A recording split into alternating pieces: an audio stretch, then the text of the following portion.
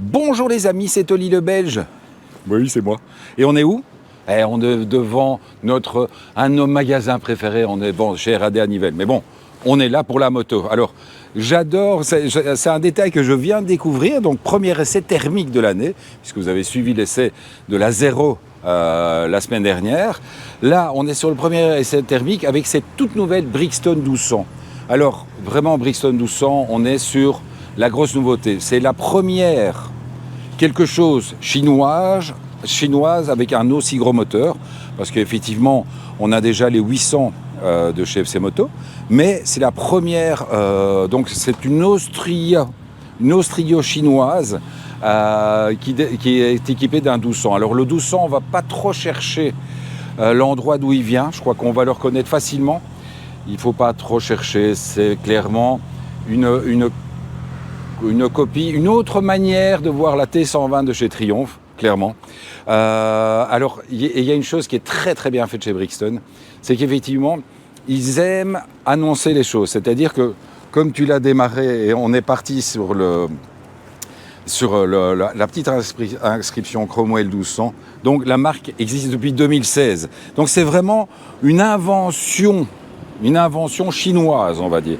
Donc ici, Brixton continue avec des petits détails. Et c'est vrai que ça, là, on voit la différence entre beaucoup de marques et toutes les marques chinoises. Ils adorent les petits détails. C'est-à-dire que vous avez les repose-pieds avec le X de Brixton, repose-pied avant, repose-pied arrière.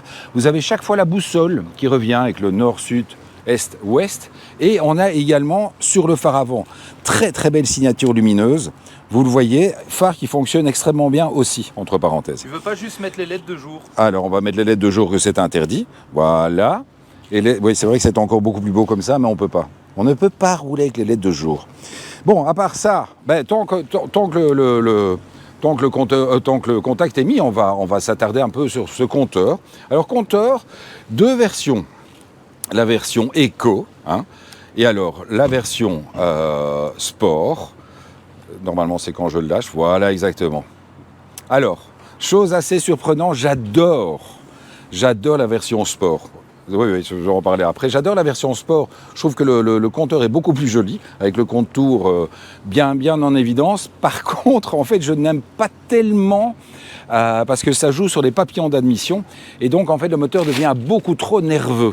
Donc, c'est vraiment pas amusant, en fait, de rouler en Sport. Donc, c'est un peu ballot, parce que vous savez que j'adore regarder un beau compteur, un bon contour, un beau tableau de bord. Mais là, je ne peux pas le regarder parce que je roule tout le temps en mode éco. Alors, autre chose tant qu'on était effectivement, c'est ce que montrait Gilles avec ses gros doigts. Donc, il y a également un cruise control qui se trouve ici. Donc, un cruise control que vous devez armer. Va-t-il s'armer? Oui. Non, il ne s'arme pas quand on est à l'arrêt. Mais par contre, c'est un cruise control un petit peu à l'ancienne, c'est-à-dire que vous devez en fait décélérer pour pouvoir l'armer. Donc c'est pas toujours super pratique. Après, évidemment, ça on le verra lorsqu'on roulera avec. C'est vrai que c'est un moteur qui délivre tellement de couple. 108 Nm si je ne me trompe, Gilles. C'est bien ça. C'est exceptionnel. Je viens de le lire, c'est pour ça que je le sais. 108 Nm. Et donc effectivement, c'est une moto qui reprend un bas régime d'une manière assez exceptionnelle. Elle tracte vraiment très bien. Autre chose, elle est équipée de Pirelli Scorpion. Alors, justement, on vient de tester. Alors, oui, effectivement, oui, voilà. On vient de tester la mise sur l'angle. En fait, lorsque vous arrivez au bout du pneu, ici, vous touchez les repose-pieds. Voilà, c'est tout simple. Il n'y a pas besoin de réfléchir. C'est bout du pneu, repose-pied, ou repose-pied, bout du pneu. Donc, quoi qu'il arrive. Sinon, pour la tenue de route, on reste sur l'idée d'avoir une bécane avec la double suspension, donc suspension fourche avant non réglable, mais qui est assez bien tarée dès le départ, et double amortisseur arrière, qui eux sont réglables en précharge. Donc effectivement, on a roulé un petit peu en duo ce matin, puisque vous avez certainement découvert, ou vous allez découvrir, la vidéo de mon fiston qui va chercher sa FZ1. Donc il est venu derrière moi, 80 kg derrière moi. C'est vrai que l'assise de la moto était vraiment surbaissée. Donc, mais ça, par contre, ça ne m'a pas trop gêné pour la conduite, étonnamment. Moi, ça ne m'a absolument pas gêné. Mon fils derrière a trouvé ça un petit peu... La selle était quand même un petit peu dure, malgré le fait que les repose-pieds sont vraiment positionnés très très bas. aussi bien à l'avant qu'à l'arrière, mais c'est vrai que lorsqu'on voit ici, le passager est vraiment très très bien. Je propose un truc, tu vas monter dessus pour montrer la position, Ouais. et puis Bijou va faire le passager. Oui, puisque aujourd'hui, notre petite Sarah n'est pas dans une forme olympique, alors on lui fait plein de bisous. On lui dit, Sarah, on pense à toi. Elle est à la maison, elle est en train de se reposer, la CB 650 est garée devant la maison. Elle nous a accompagnés ce matin, mais là, elle était vraiment pas en forme. Donc, elle nous a abandonnés, Alors, on va mettre les deux mains sur la moto.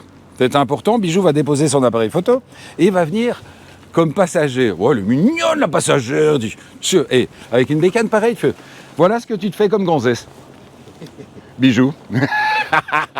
Donc vous voyez que l'assise est et doucement, on dit. C'est pas un peu pédêtre. Voilà. Ça change de ça. Il y a un truc en plus, je ne sais pas ce qui se passe. Donc vous le voyez, donc il a les jambes bien dépliées. Alors on arrête de rire, les gars. Et on a fait un truc sérieux ici. On dit. Donc vous le voyez. Tu peux descendre, Bijou, parce que je crois que la suspension va lâcher. Donc pour le reste, vraiment,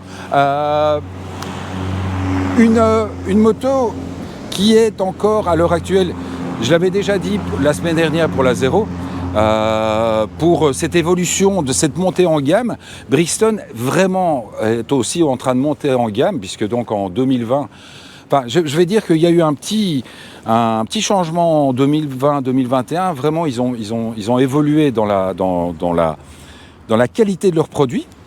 Il y a encore des choses qui sont un petit peu surprenantes. Mais ça, je pense que c'est vraiment un petit peu ce mélange avec la Chine. Donc la taille du feu arrière, le petit point rouge. Freine une fois. Allez, freine une fois. Et tu crois que c'est pas un peu belge, toi? Okay. Donc voilà, donc on a freiné une fois. Clignotant. Et donc justement, le warning. Donc les clignotants, je n'ai pas exactement compris parce que c'est pas le style de bécane sur laquelle on va gagner du poids. Donc je ne sais pas pourquoi ils ont été mettre des clignotants aussi petits. Parce que vu la taille de la machine, ça donne, je ne vais pas aller jusqu'à dire ça donne une impression de ridicule, mais c'est pas dingue, quoi. C'est pas complètement fou. Bon, allez, on arrête de papoter et on va aller se retrouver. Alors autre chose aussi, bon les gars, vous l'avez fait dans d'autres marques, Brixton. Foutez-moi autre chose que ces clés de merde. Qu'est-ce que c'est que ça? C'est en plastique. C'est du truc, j'ai l'impression que c'est ma trousse, je sais pas, mon coffre à mystère. Allez, on se retrouve tout de suite. On part rouler, les amis. Ciao.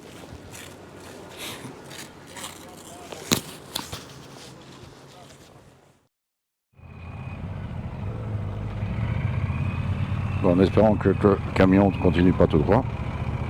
Alors on ferme. Voilà. Et je reviens vers toi. Voilà. Et voilà les amis, donc la suite, comme d'habitude, vous le savez, l'embarquer. Là, on vient de redémarrer de chez RAD, on était dire un petit bonjour, etc. C'était bien sympa. Et donc on se retrouve au guidon de cette Brixton 1200. Alors, une des choses assez spectaculaires aussi, c'est cette position très droite a un avantage, c'est que vous avez peu de risques de rouler à des vitesses indécentes parce que réellement à partir de 100-110 km/h, la conduite devient extrêmement désagréable parce que vous êtes vraiment le buste très très droit. Et une autre chose qui est spectaculaire, c'est que par exemple, je suis obligé de rouler avec mon casque, avec la ventilation au niveau de l'avant fermée, tellement j'ai des courants d'air dans le casque. Donc vraiment, ça prouve à quel point la protection est vraiment très très très simple. Alors autre chose, vous le voyez, je roule entre 2000 et 3500 tours minute parce que la moto tracte. Évidemment, c'est le gros avantage de ce gros bicylindre 1200 qui développe quand même plus de 80 chevaux. C'est que vous avez vraiment ce couple à bas régime qui est assez fort. Et donc c'est pour ça aussi, comme je l'ai dit dans la première partie de la vidéo, c'est pour ça qu'on roule la plupart du temps en éco, parce que lorsqu'on roule en sport, l'ouverture de gaz est tellement vive que la moto est propulsée, et en fait ça amène vraiment une manière de rouler qui est assez désagréable. Donc ouais, c'est un peu comme sur certaines machines où on va se dire tiens, on va le faire une fois, et en fait on le fait une fois puis on se dit bon on va retourner en éco, ça sera beaucoup plus sympa. Alors comme je l'ai dit, vous voyez vraiment ces pneus qui accrochent très très bien.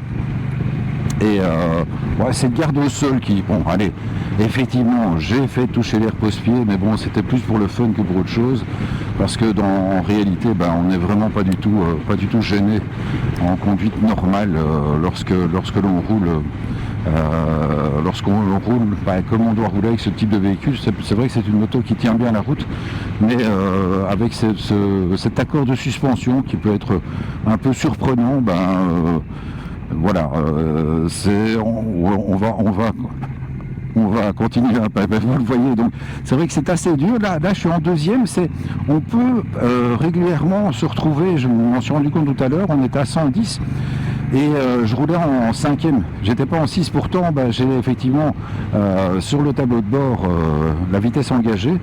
Et c'est vrai que je me suis rendu compte que je roulais en cinquième vitesse. Pourtant, j'avais mis le cruise control. Bon, pour le reste, pour ce qui est du tableau de bord, toutes les choses principales sont dessus. J'ai juste Gilles, je crois que la caméra est vraiment trop penchée. Elle s'est repenchée à fond. Ah ouais, là, elle est vraiment... Je sais pas ce qui se passe. Je sais pas pourquoi elle bouge comme ça.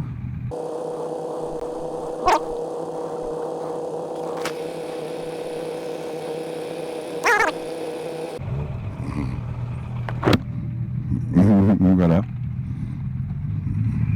Voilà, et comme d'habitude, le petit cut, c'est important, les petits cuts dans les vidéos.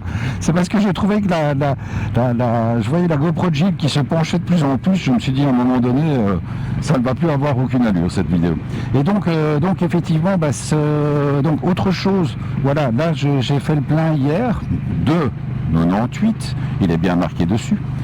Comme la plupart des motos chinoises, eux, vous l'annoncent directement, alors que pour les autres motos, on vous annonce en 95 en 98, mais réellement, vous allez beaucoup moins consommer en 98, même s'il est plus cher, de toute façon, vous allez moins consommer, donc vous allez quand même vous y retrouver à la fin.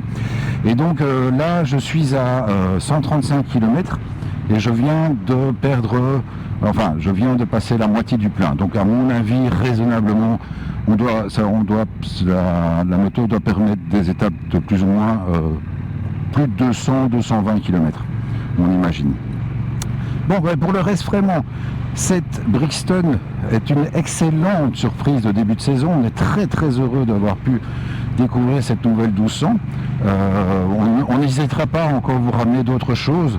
On est en train de mettre petit à petit le reste de la saison au point et essayer de voir un petit peu toutes les motos qu'on va pouvoir tester, parce qu'il y en a plein qu'on a envie de voir. Alors, j'attends la première ligne droite et je vous fais au revoir comme d'habitude avec un beau petit dépassement en profitant du couple de la bécane.